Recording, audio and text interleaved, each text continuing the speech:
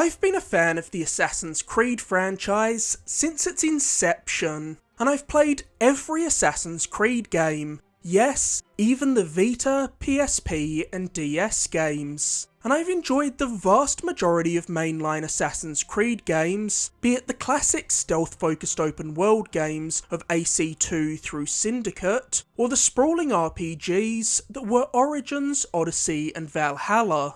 I'm the rare person who just never grew fatigued with this franchise as so many others did, and I was always there on day one for each new entry, as Assassin's Creed is just pure video game comfort food to me.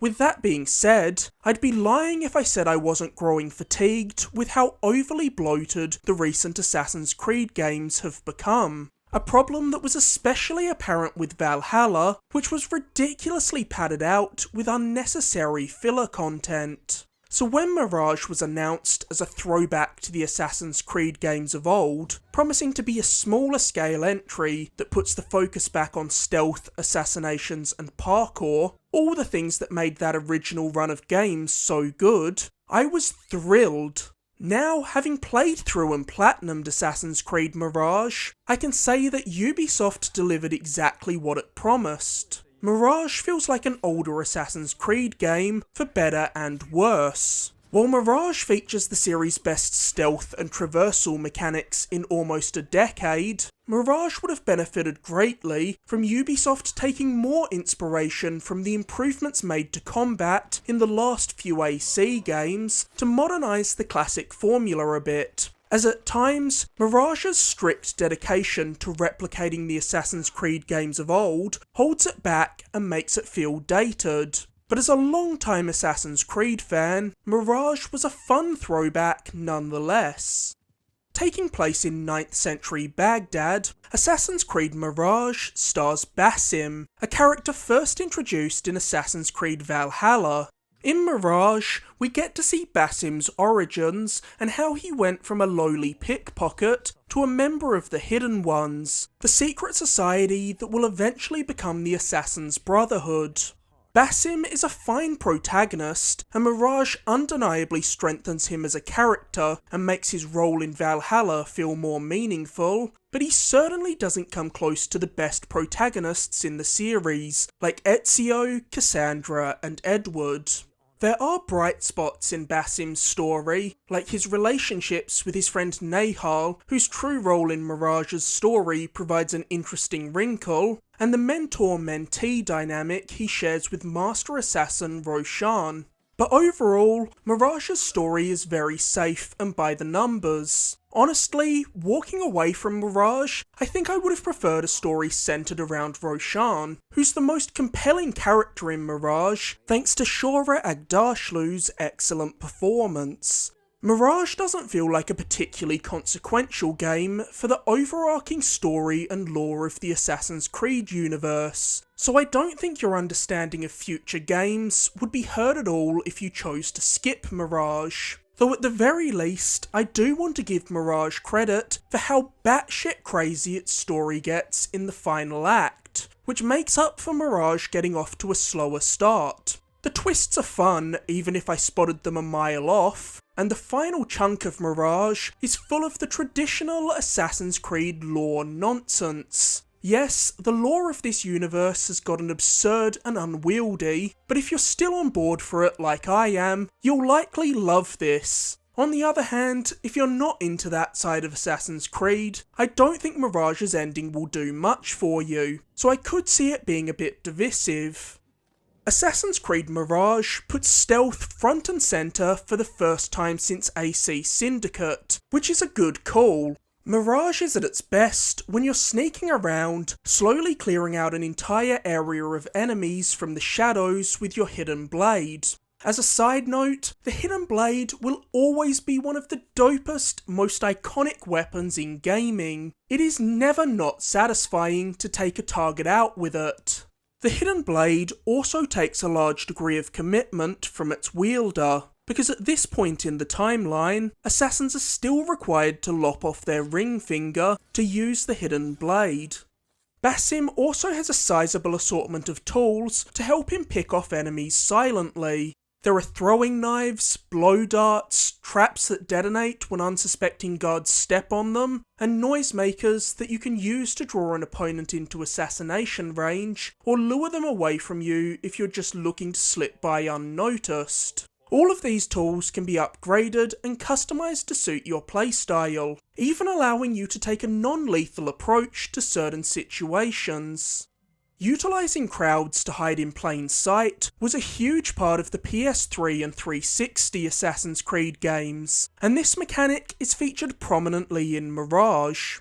Basim can blend in on benches to eavesdrop on conversations, equip different disguises to fit into locations that he shouldn't be in, hide amongst groups of civilians, and even bribe groups of people to walk with him so he can slip through areas that are being patrolled by guards.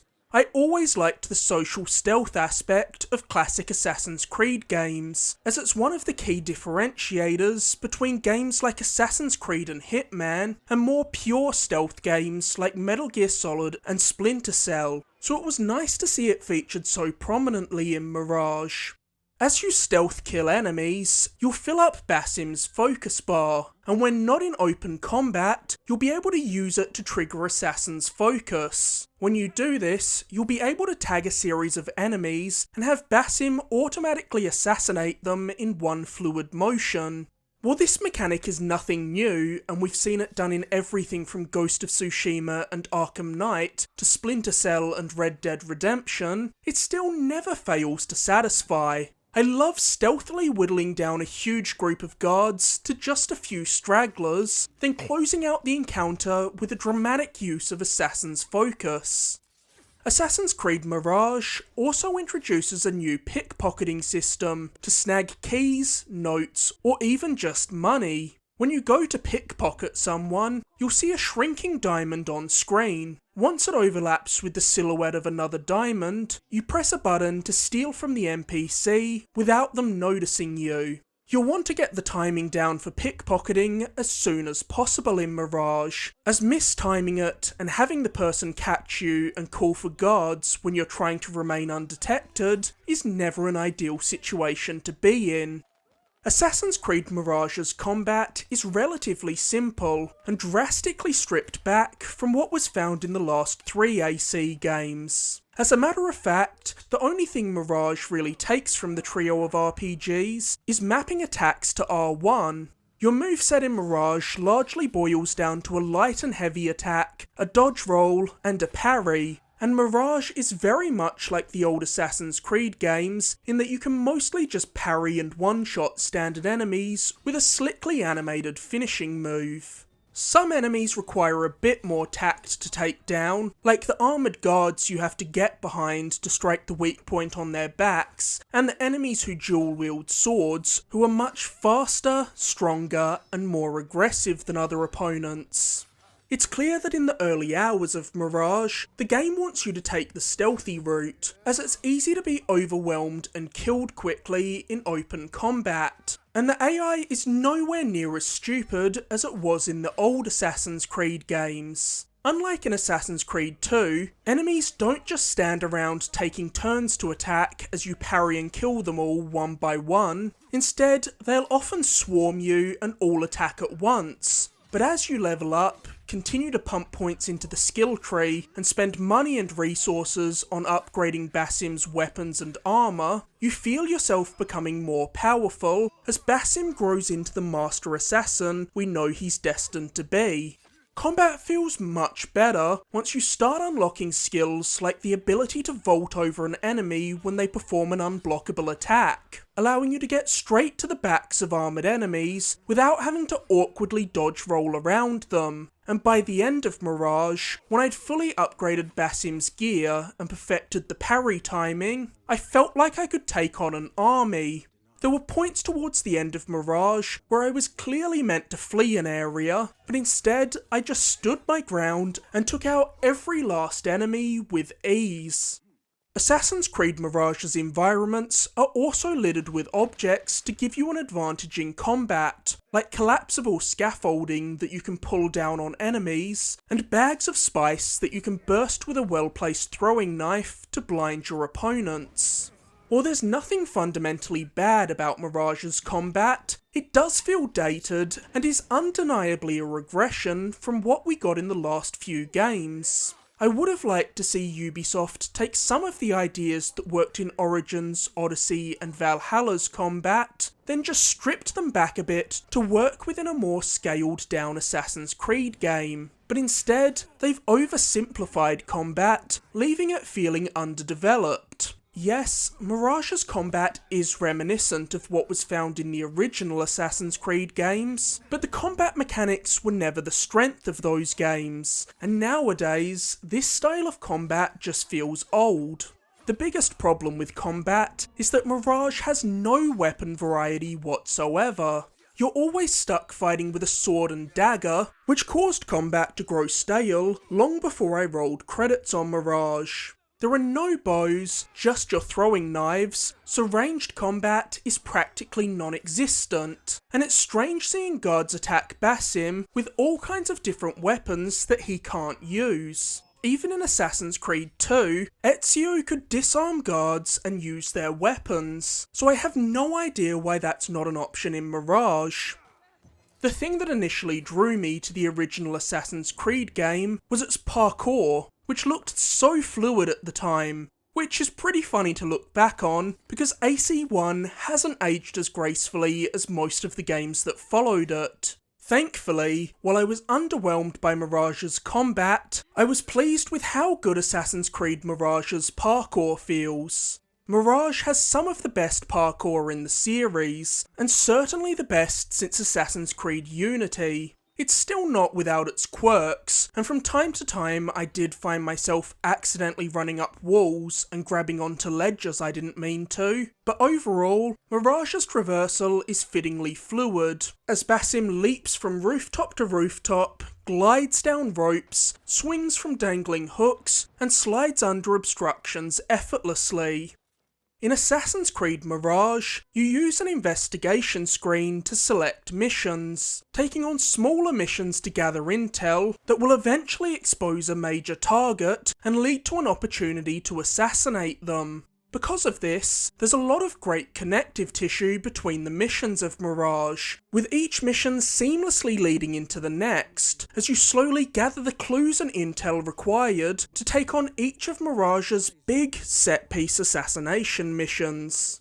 One of the most exciting promises of Mirage was the return of black box assassination missions, which were a big selling point of Assassin's Creed Unity and Syndicate. In these missions, you're taken to a large, open environment with a target somewhere at the heart of it, and presented with multiple ways to take them out. While these missions certainly don't offer the degree of variety a Hitman level would, and usually only offer a couple of different approaches, it's still fun to have more options than just go up and stab the guy, and these assassinations were easily the highlight of Mirage for me.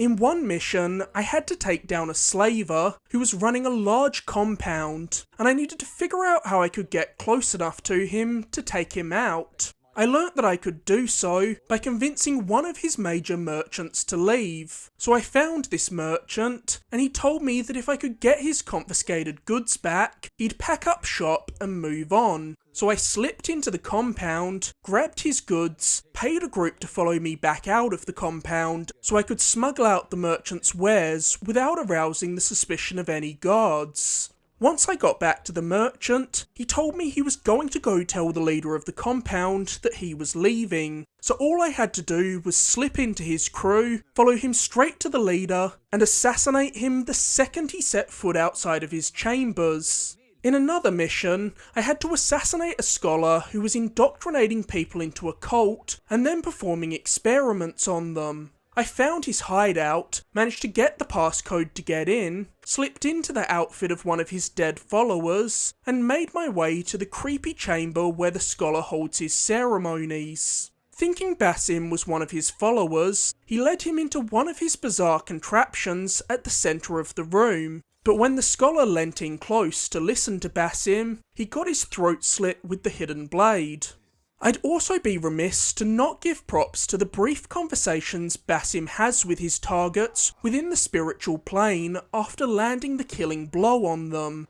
I've always found these moments interesting in Assassin's Creed. It's such a unique way of delivering expository dialogue that no other game can offer. The black box assassination missions are a much welcome return for the AC series. Unfortunately, another type of mission that I could have done without also makes a return in AC Mirage, that being tailing missions. I don't know why the Assassin's Creed franchise is so set on continuing to include this style of mission. Slowly walking behind someone and then ducking behind a wall when they turn around isn't fun. It's never once been fun. Assassin's Creed's tailing missions are bad. They always have been. For the love of God, Ubisoft, please stop putting these in your games.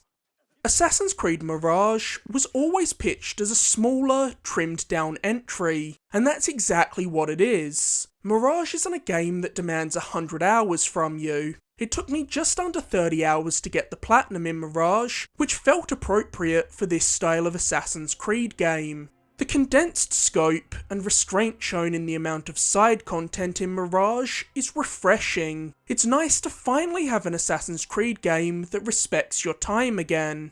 While Mirage's map is much smaller than most modern Assassin's Creed games and is back to one single city, it is a very densely populated map, and Baghdad has the perfect amount of side activities to tick off. There are viewpoints to synchronise, gear chests to unlock, historical sites to see, optional assassination contracts, and tales of Baghdad. Brief side stories that you'll occasionally stumble across that task you with helping a citizen with a problem they're facing, be it reuniting a woman with one of her deceased mother's belongings that's been lost in a flooded village, or helping a dying scholar locate the missing pages of his masterwork. There are even a handful of clever little environmental puzzles scattered across Mirage's map. At one point, I came across a breakable, cracked roof that could be destroyed with a flammable pot. The only problem was that the pot I needed was on a lower story, and I obviously couldn't climb with a flaming pot in my hands, so I had to figure out how to platform between different buildings, scaffoldings, and ropes to get the pot to the roof without climbing.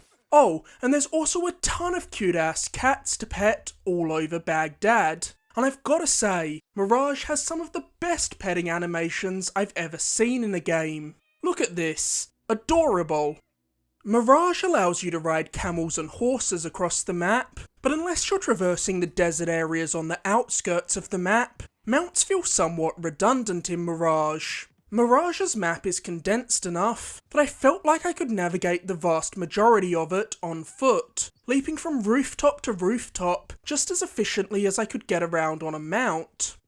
Baghdad is an interesting location, but it's not among my favourite Assassin's Creed settings, largely because it doesn't have anywhere near as many iconic locations as countries like Egypt, Greece, Italy, and England do. Granted, that's likely partially due to my ignorance of the region, but Baghdad still doesn't feel as distinct as other AC locations, and in fact feels quite reminiscent of the Holy Land in the first Assassin's Creed game, which makes sense seeing as they're both located in the Middle East.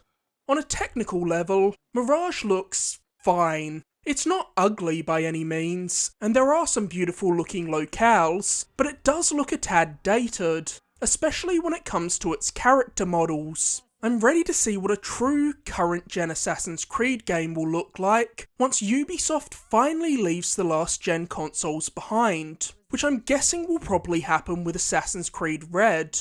I should also note that Mirage ran perfectly well for me. I know some players experienced a plethora of bugs with Mirage, so I'm guessing I just got lucky, because I didn't encounter a single bug during my time with Mirage. Mirage's soundtrack is great, which should come as no surprise, seeing as Assassin's Creed's scores have maintained a high watermark of quality for over 15 years now. To this day, I still regard Ezio's family from Assassin's Creed 2 as one of the greatest pieces of music ever composed for a game. Right from the jump, you know you're in for a treat with Mirage's soundtrack, as even the theme that plays over the main menu is mesmerising. and Mirage's soundtrack never fails to elevate each major story beat, adding a ton of heart and emotion to a story that's not even close to the series' best. Assassin's Creed Mirage isn't a game that will set the world ablaze. It's a very safe entry that would have benefited greatly from borrowing more of what worked in the last 3 Assassin's Creed games and finding a way to implement those ideas into the structure of a traditional Assassin's Creed game to make certain aspects of gameplay feel less dated. But even with that being said, it was nice to return to a more condensed and focused Assassin's Creed game without the unnecessary bloat. Assassin's Creed Mirage also easily has the most rewarding stealth in the series since Syndicate, and the most seamless parkour since Unity, which makes up for the shortcomings of its story. Going forward, I'd love it if Ubisoft alternated between the massive RPG style of Assassin's Creed games and the smaller scale, stealth-focused style of Assassin's Creed games of old, as both approaches have a lot of value to them.